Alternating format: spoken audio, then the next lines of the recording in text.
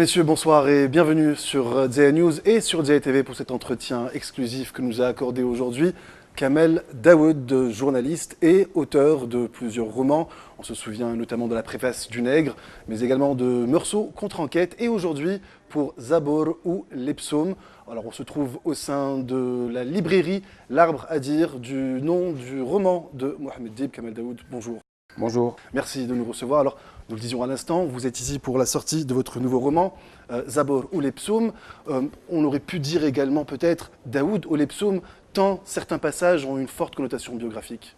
Je pense que c'est le propre de tout roman, de tout romancier ou de tout écrivain, de puiser dans sa propre vie pour écrire, et on ne fait que déguiser sa propre expérience. Donc parfois c'est à dose variable. Il y a des moments où l'autobiographique prime un petit peu sur le fictif, et d'autres moments où la fiction prime un petit peu sur l'autobiographique. Ce que je raconte ici, ou ce que raconte le narrateur, parfois se chevauche, parfois correspond à ma propre vie, c'est-à-dire mon expérience de la langue, l'amour et la passion que j'ai pour la littérature, le culte que j'ai pour la liberté, etc., qui sont des thématiques qui sont celles de ma vie, mais aussi celles du personnage. Alors, avant de parler de votre amour, vous l'avez dit, pour la langue française, on va peut-être revenir d'abord sur l'histoire du narrateur, l'histoire de Zabor. Vous faites l'apologie, vous parlez de l'écriture comme d'un exutoire et comme un rempart contre la mort. La mort et l'écriture qui sont donc très présentes dans ce roman-là, est-ce que ce sont deux choses qui sont en perpétuité dans votre vie, que vous connaissez quelque chose dans votre quotidien? Je ne sais pas, mais vous savez, les thématiques sont des périodes dans la vie d'une personne. Il y a des moments où on s'intéresse plus à certains sujets qu'à d'autres. Pour le moment, l'idée de l'écriture comme barrage contre la mort, mais tout ce qui incarne la mort aussi, c'est l'imbécilité, l'idiotie, les radicalismes, le refus, le déni, etc. Et l'écriture comme rempart, comme instrument de prise de conscience aussi, mais aussi comme droit de rêve. Et comme preuve d'une plus grande conscience qu'on a sur le réel, me préoccupe maintenant. Parce que j'ai l'impression que nous sommes dans une sorte d'époque d'enjeu entre la liberté d'écrire et de lire, de créer, de dessiner, de danser et de faire, entre ce qui veut contraindre cette liberté. Donc ce sont des thématiques qui répondent à l'actualité aussi, mais ce sont des obsessions qui remontent à beaucoup plus loin. Alors, on va revenir peut-être à cet amour de la langue française, une langue dans laquelle vous avez baigné dès votre plus jeune âge. Aujourd'hui, on est en 2017, quelle place vous pensez que le français a chez nous, en Algérie? L'expression de l'amour de la langue française, c'est la vôtre, pas la mienne. Donc c'est juste pour dire que j'aime cette langue, j'aime écrire en français, je ne trouve pas de complexe, je n'ai pas à me justifier. Et autant que d'autres qui écrivent en arabe ou en perse ou en russe n'ont pas à se justifier. Je pense qu'il faut qu'on aille au-delà du débat idéologique sur les langues. Pour moi, c'est un instrument pour faire lire, pour comprendre le reste du monde et aussi nous faire découvrir le reste du monde. Donc, il ne s'agit pas d'amour parce que ça connote autre chose. J'aime écrire dans cette langue parce que c'est une langue qui me fait rêver. Je suis l'enfant de l'indépendance. Mes aînés étaient les enfants aussi d'une période de colonisation très dure. Et pour eux, la langue française est une langue de coercition, de violence, de blessures, de meurtres et de crimes. Pour moi, c'est une langue de délivrance, de rêverie, de textualité, de sexualité aussi. Donc ce n'est pas contradictoire, il s'agit de deux périodes de l'histoire. Et je pense que qu'on le veuille ou pas, cela fait partie de notre richesse, de notre patrimoine. Elle ne nous a pas été donnée, cette langue. Elle a été abandonnée, elle a été arrachée, elle a été enrichie par d'autres ceux-là qui ont subi cette langue aussi. Donc je n'ai pas à répondre sur mes choix linguistiques. Franchement, je pense que l'essentiel, c'est d'écrire. Qu'on écrive des livres, qu'on fasse rêver, qu'on le fasse en français, qu'on le fasse en russe, qu'on le fasse je ne sais pas, en espagnol, mais l'essentiel, c'est d'écrire. Si on s'attarde trop sur le débat linguistique, on va idéologiser ce débat-là et on va fétichiser les langues. Il n'y a pas de langue meilleure qu'une autre, il y a juste ce qu'on en fait qui est meilleur ou pire que ce que font d'autres. Alors, on va peut-être revenir également sur cette longue période de votre vie dans laquelle vous avez été journaliste, également chroniqueur. Vous étiez quelque part, à travers votre chronique, un témoin privilégié où vous racontiez votre époque au fur et à mesure. Vous avez récemment annoncé que vous alliez plus vous consacrer à l'écriture de livres et donc laisser peut-être tomber la chronique. Est-ce que vous ne pensez pas, quelque part, que vous avez acquis une légitimité et peut-être même un devoir de raconter et de continuer à raconter l'époque contemporaine, l'époque algérienne dans laquelle on vit? J'ai changé d'instrument, je n'ai pas changé de musique. C'est que j'ai envie maintenant d'écrire des livres. Et je pense que c'est quelque chose qui interroge l'actualité et qui interroge le réel de manière beaucoup plus patiente, beaucoup plus profonde que le simple traitement de l'actualité. J'ai fait 19 ans de journalisme ou 20 ans de journalisme, plutôt 19 ans de chronique. J'estime que j'ai le droit de changer aussi d'instruments d'expression. J'ai envie de faire de la littérature aujourd'hui. Je pense que l'enjeu est là.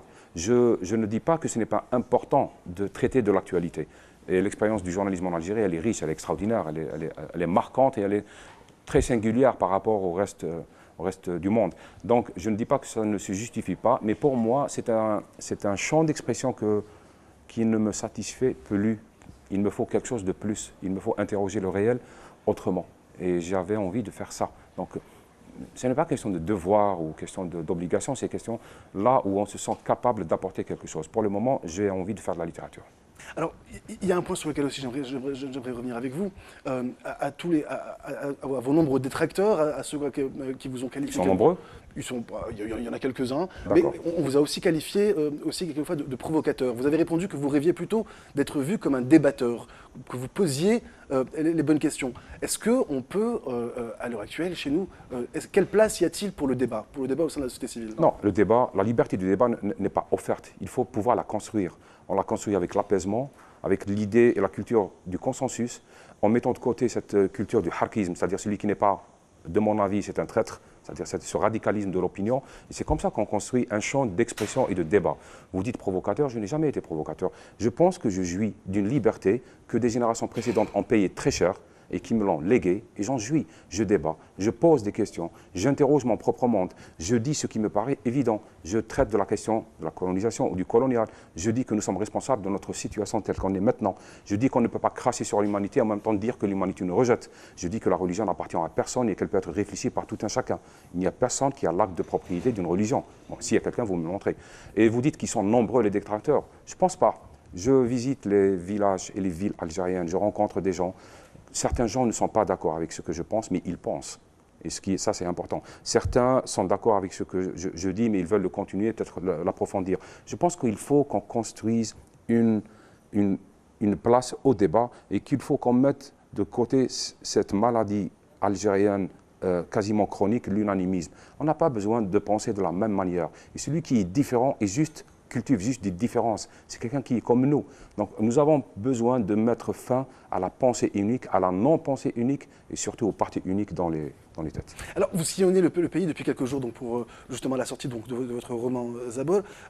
Vous êtes parti à la rencontre des lecteurs qui sont plus nombreux, heureusement que vos détracteurs. Quel regard vous pouvez jeter maintenant sur la place à la littérature en Algérie? Est-ce que vous avez le sentiment que, on a longtemps dit que malheureusement chez nous on ne lisait pas beaucoup, quel regard vous jetez sur la place de la littérature en Algérie? Est-ce que vous pensez qu'on lit suffisamment? Comment faire pour lire plus, pour encourager les gens à lire plus? Comment faire? Il y a des gens qui font ce travail-là. Il y a des éditeurs, il y a des libraires, il y a des associations qui travaillent sans subvention, sans aide pour inviter des auteurs. Il y a des bénévoles, il y a des mécènes, il y a des gens qui font ça. Donc constater que le lectorat se réduit ou le livre n'a pas beaucoup de place, c'est une sorte de défaitisme que personnellement je n'aime pas.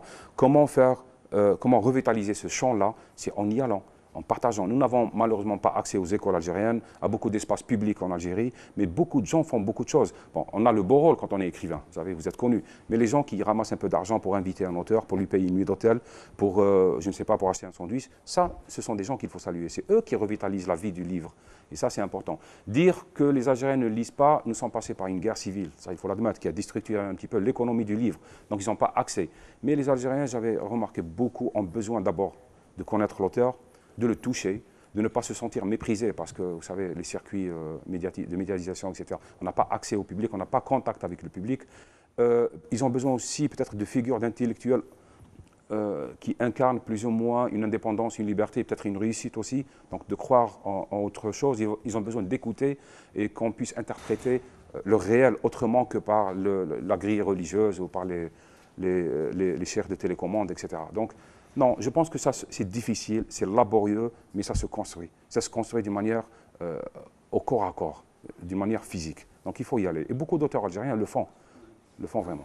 Alors, peut-être pour finir et revenir à Zabor ou les psaumes, vous l'avez dit à l'instant, donc c'est l'écriture comme un rempart contre la mort qui est aussi l'imbécilité, l'intégrisme aussi peut-être, l'extrémisme.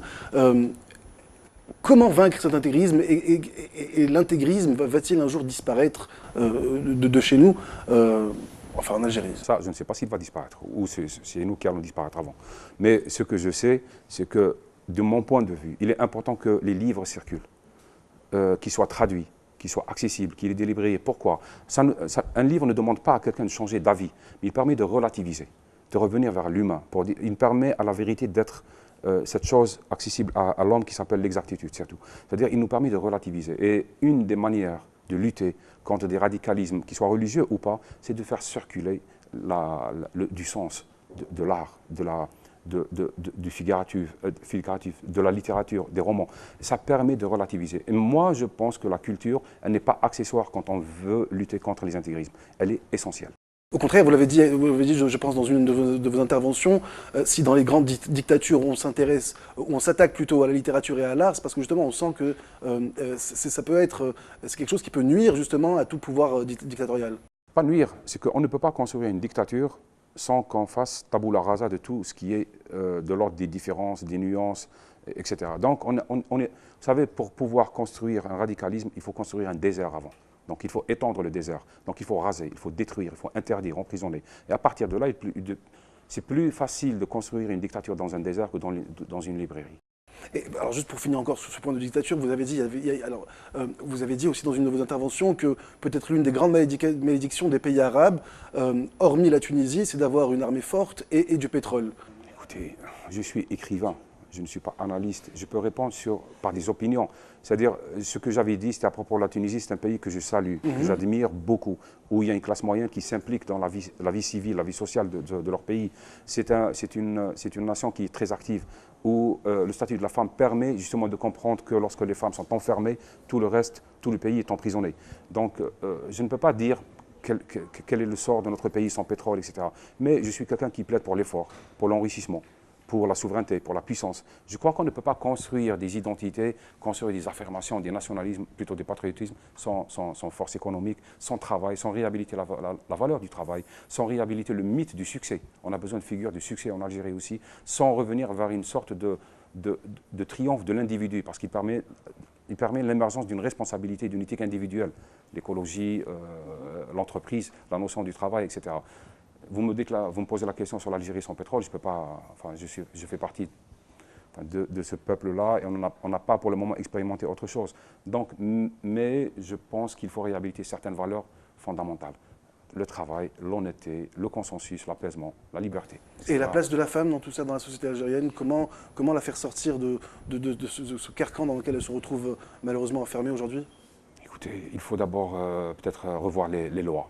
Ça, c'est très important. Les Tunisiens sont en train de le faire. Il faut qu'on en finisse avec cette image de femme comme citoyen de seconde zone. Il faut qu'on reconnaisse aux femmes le droit, à leur corps, à leur sexualité, à leur choix et à la détention du capital et à l'enrichissement. Donc, il y a beaucoup de choses à faire. Mais je pense, c'est un jugement général. Moi, je juge les pays en fonction de comment ils traitent leurs femmes. S'ils les enterrent, ils s'enterrent eux-mêmes. S'ils les tuent, ils se tuent eux-mêmes. S'ils les voilent, ils se voilent eux-mêmes la face. C'est ma façon de voir les choses. Kamel Daoud, merci d'avoir répondu à nos questions. Je rappelle donc que vous êtes ici pour la sortie de votre nouveau roman, Zabor ou les psaumes, édité aux éditions Balzac et disponible dans toutes les bonnes librairies. Merci encore. Merci. Mesdames et messieurs, c'est la fin de cet entretien. Merci de nous avoir suivis. Tout de suite, le reste des programmes de ZTV et de ZN News.